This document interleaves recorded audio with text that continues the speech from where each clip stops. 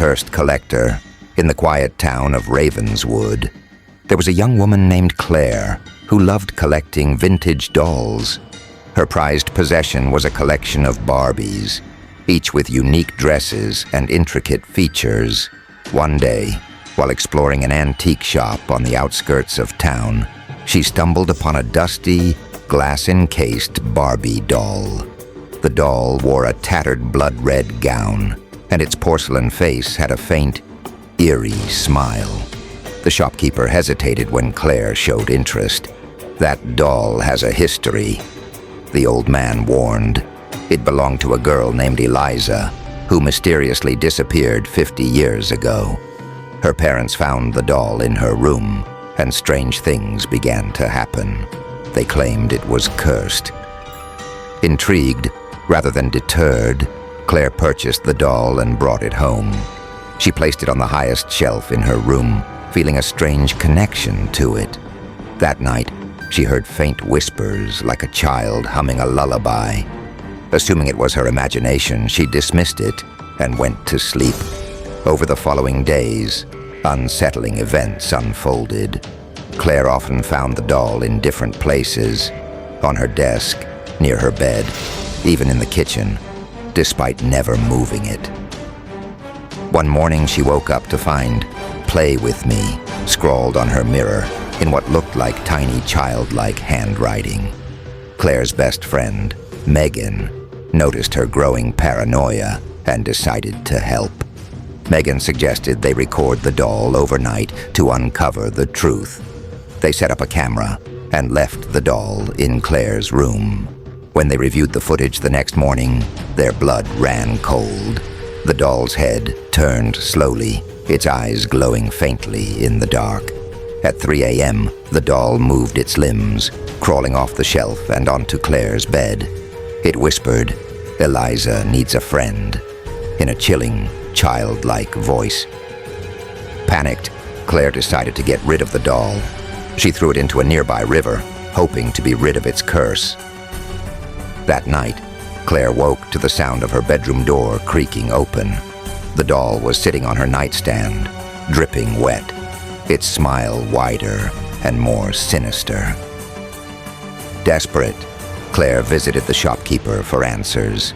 He revealed that the doll was linked to Eliza's spirit, who had been trapped in it after a failed séance by her grieving parents. The only way to free Eliza and stop the hauntings was to perform a cleansing ritual in the forest where Eliza used to play. With Megan's help, Claire gathered the necessary items for the ritual. They went to the forest at midnight, following the shopkeeper's instructions. As they recited the incantation, the doll's eyes began to glow brighter, and an ear-piercing scream echoed through the woods. The ground trembled, and a shadowy figure emerged, resembling a young girl with hollow eyes. "Why did you leave me?" the spirit cried, her voice filled with sorrow. Claire, holding back tears, apologized to Eliza, promising to help her find peace. With the final words of the ritual, the spirit let out a mournful wail before vanishing into a swirl of light. The doll shattered into pieces, leaving only the blood-red gown behind. From that night on, Claire felt a sense of relief. The whispers stopped, and her life returned to normal. But she never collected another doll again. As for the gown, Claire buried it deep in the forest, ensuring no one would ever be tempted by its haunting beauty again. The return of Eliza months had passed since Claire and Megan performed the ritual to free Eliza's spirit. Life in Ravenswood had returned to its peaceful rhythm, and Claire tried to move on, avoiding anything that reminded her of the cursed doll. However, the eerie silence in her life was soon shattered. One cold evening, Claire received a package with no return address. Curious but apprehensive, she opened it to find a small box wrapped in black velvet. Inside was a shard of the doll's porcelain face, its sinister smile unmistakable. Alongside it was a note, written in the same childlike handwriting. "You promised to help me, but I'm still alone." Terrified, Claire rushed to Megan's house. Together they tried to make sense of the message. Megan suggested they return to the forest to ensure the ritual had truly worked. Armed with flashlights and salt for protection, they ventured back to the spot where they had buried the doll's gown. When they arrived, they found the ground disturbed, as if something had clawed its way out. At the center of the disturbed soil was a new doll, eerily similar to the first, but wearing a black gown and with hollow, lifeless eyes. As they stood frozen in fear, a cold wind swept through the forest, and the whispers began again. This time, they were louder, angrier. "You lied to me," the voice echoed, seeming to come from everywhere and nowhere at once. Claire grabbed the doll, intending to destroy it, but the moment she touched it, her vision blurred. She found herself in a dark, decrepit room filled with dolls of every shape and size. They all stared at her, their eyes following her every move. In the center of the room stood Eliza, now a twisted, shadowy figure. "You left me here," Eliza said, her voice a mix of sadness and rage. "You promised to set me free, but I'm still trapped. You can't run from me anymore." Claire screamed, breaking free from the vision. Megan shook her, pulling her back to reality. "We need to leave," Megan shouted, but as they turned to run, the forest seemed to close in around them. Trees twisted and moved, blocking their path. Realizing they couldn't escape, Claire decided to confront Eliza. "What do you want from me?" she yelled into the darkness. Eliza's voice responded, softer this time. "I want to rest, but the ritual wasn't complete. My spirit is tethered to this world, and I need you to finish what you started." Claire remembered the shopkeeper's warning. The ritual required more than just words. It needed an offering, something personal, tied to the one performing it. She hadn't done this before, and now she realized it was the key to freeing Eliza. Determined, Claire pulled a locket from around her neck. It had belonged to her late grandmother, the person who had inspired her love for dolls.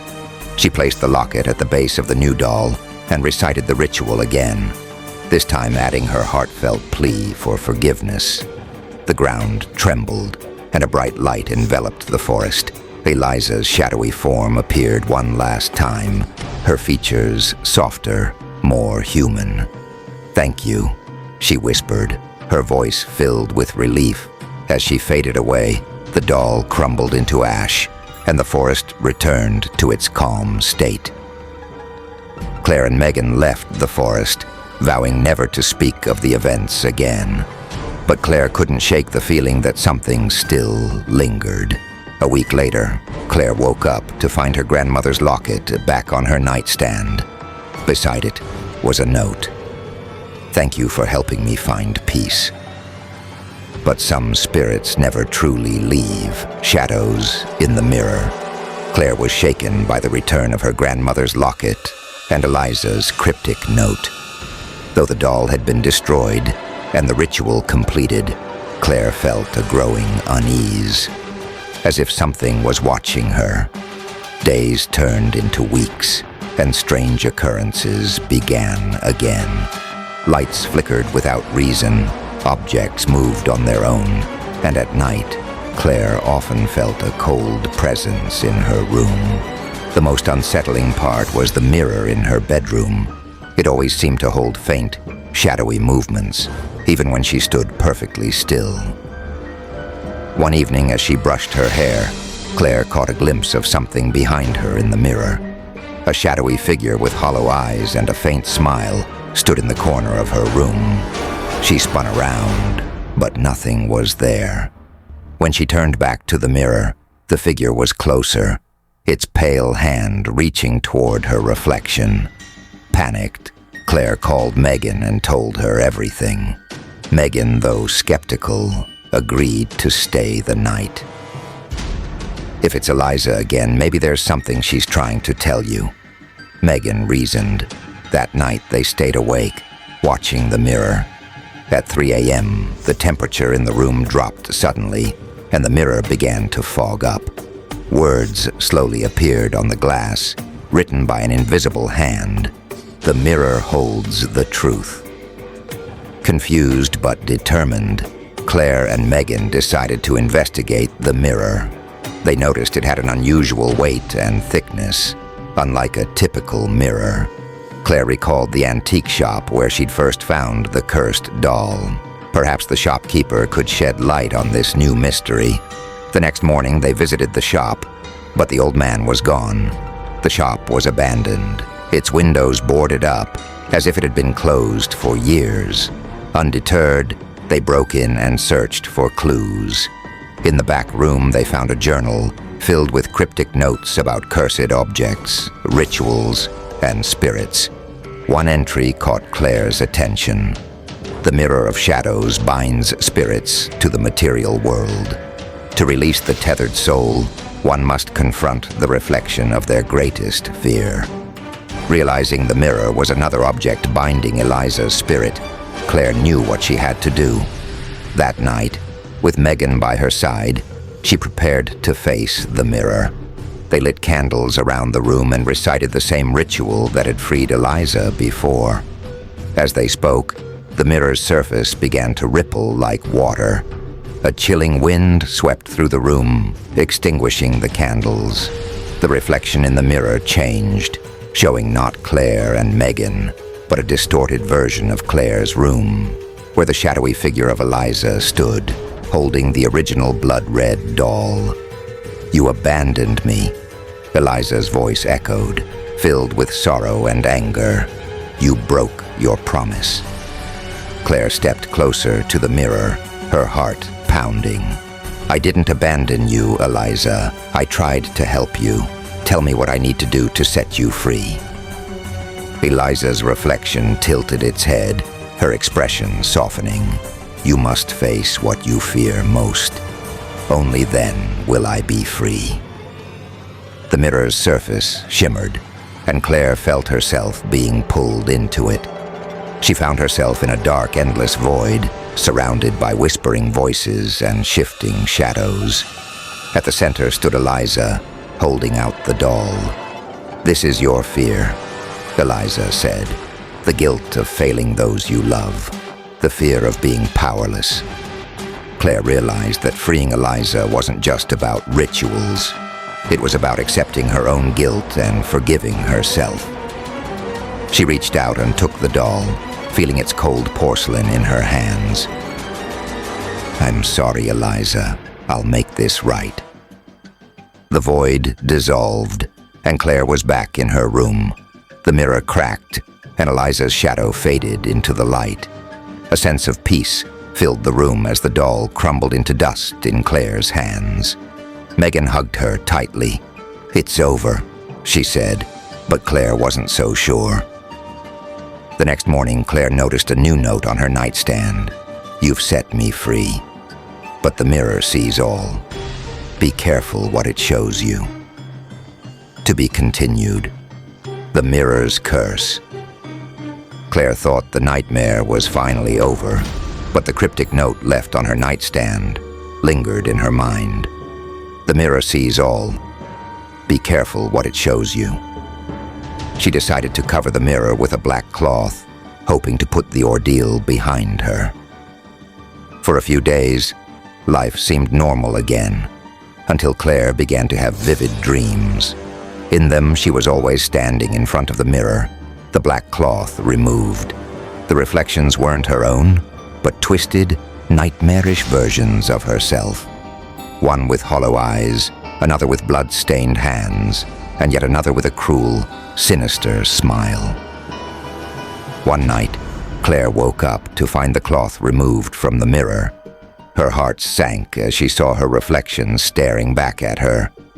But it didn't move when she did. Instead, it smiled. "You can't hide from me," the reflection whispered, though Claire's lips didn't move. Panicking, she called Megan, who rushed over. Megan suggested they destroy the mirror, but when they tried to lift it, It wouldn't budge. It was as if it had fused with the wall. Frustrated, they smashed a hammer against the glass, but it didn't even crack. "That's not just a mirror anymore," Megan said, her voice trembling. "It's a doorway." Claire's blood ran cold. If the mirror was a doorway, then something, or someone, was trying to come through. That night, Claire decided to keep watch over the mirror. She set up her phone to record it and stayed awake, sitting across from the covered glass. At exactly 3 a.m., the whispers began again, faint but unmistakable. "You've freed Eliza, but others are waiting." The voice wasn't Eliza's. It was deeper, darker, and filled with malice. Claire pulled the cloth off the mirror and gasped. The glass rippled like water, and shadowy figures pressed against the surface, their faces distorted and desperate. "What do you want from me?" Claire demanded, her voice shaking. A face emerged from the shadows, pale and gaunt, with black empty eyes. "We want what Eliza had, freedom." Claire realized the mirror was a prison, holding countless spirits, each desperate to escape. By freeing Eliza, she had inadvertently weakened the barrier, allowing these spirits to reach out to her. Desperate to close the doorway, Claire and Megan turned to the journal they had taken from the antique shop. They found a passage about sealing cursed mirrors. To close the doorway, the one who opened it must offer a piece of their soul. Only then will the spirits be contained. The ritual required Claire to perform the sealing alone. Megan protested, but Claire insisted. It was her responsibility. That night, Claire prepared the ritual. She lit candles around the mirror, drew symbols on the floor with chalk, and pricked her finger to smear blood on the glass. As she began the incantation, the shadows in the mirror grew restless, their whispers turning into screams. "Stop her," one spirit shrieked. "We must escape." The mirror began to tremble, and a cold wind extinguished the candles. The room plunged into darkness, but Claire didn't stop. She continued chanting, her voice growing louder as the spirits clawed at the glass, their faces contorted in rage. The final words of the ritual required her to place her hand on the mirror and offer her deepest fear. As she touched the glass, a surge of icy pain shot through her, and her vision blurred. She saw herself trapped inside the mirror, surrounded by the spirits. They whispered to her, showing her images of her worst nightmares, being abandoned, losing her loved ones, and succumbing to darkness. Claire's voice trembled as she whispered, "I accept my fear. I won't let it control me." The spirits howled in anger, but the mirror began to glow with a blinding light. One by one, the shadowy figures were pulled back into the glass, their screams fading into silence. The mirror cracked, a spiderweb of fractures spreading across its surface, and then it shattered into 1,000 pieces. Claire collapsed to the floor, exhausted but alive. Megan rushed in and helped her up. "Is it over?" Megan asked. Claire nodded, though she felt a strange emptiness inside her. The ritual had worked, but a piece of her soul had been taken. The shattered pieces of the mirror were swept up and buried deep in the forest, far from anyone who might stumble upon them. But Claire knew the curse wasn't entirely gone. A week later, she found a small shard of the mirror on her nightstand. It reflected not her face, but the shadowy figures she had seen before.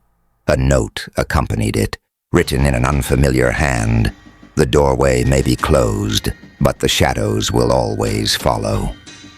Claire stared at the shard, her heart heavy with dread. She realized that some things, once awakened, could never truly be put to rest. To be continued.